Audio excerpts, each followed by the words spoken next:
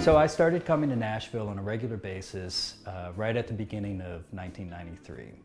And what I saw in town at that time was that there was a thriving music business that centered around Music Row, and it centered around the 90s version of pop country music. World-class players, great singers, artists that had longevity, you know, decades-long careers, and a lot of money. There was a lot of money coming in. Artist development was something that really happened. Also, I noticed that anything that was outside of the genre was really outside of the local economy. I knew other singers who were great songwriters, performers, and singers that lived in Nashville, but their professional life really didn't have much to do with the city they were living in, aside from having peers and influences personally. But in terms of their careers and how they made a living, they would leave town to do that. There wasn't much happening for them in town. You know, to make a long story short, it seems like what has happened is that the entire recording industry has shrunk to such a degree that the money flow has dried up to the point where everybody's welcome now. Anybody who has something viable to do for an audience that's actually going to receive the material and pay for it is welcome. You know, the doors have swung open. And which I think is a really funny development, but is bound to happen at some point, because the talent pool outside of the most overt part of the music business in Nashville has always been pretty remarkable. And I always thought that it was pretty remarkable that so much great talent was not on the map in town. That's changed a lot now.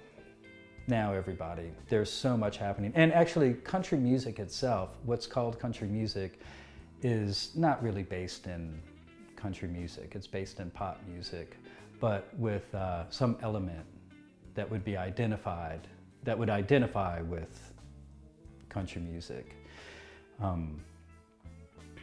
So the types of players that play on these recordings has changed a lot too, and the types of things that the players are doing on these recordings has changed a lot. I would say that in the past 25 years or so that I've been coming here, it doesn't even feel like the same city. In terms of the musical side of it, the personal side of it, driving from one part of town to another, the Titans football team, the city landing an NFL team changed the city pretty drastically. The television show Nashville made the city blow up. That created a population explosion. So now watching so many people come to town with varying expectations is I feel like I get to watch this great television show that's not being filmed because I'm meeting so many people that come to town with their own ideas of what to expect. And as they're seeing the way things actually work, who the musicians actually are, what the atmosphere is actually like in a recording session, how quickly the bands can find the nature of a song and perform it and play it. And that's what the listener is going to hear on the radio, something that might have taken the band from the time they first heard the song through the time that what the listener is hearing was recorded, might be anywhere from 15 or 20 minutes to an hour. And it's because the musicians are in the studio every day doing this. So, and Nashville is like one big band. Maybe there's 60, 80 band members. Maybe there's 15 bass players, 15 keyboard players, something like that.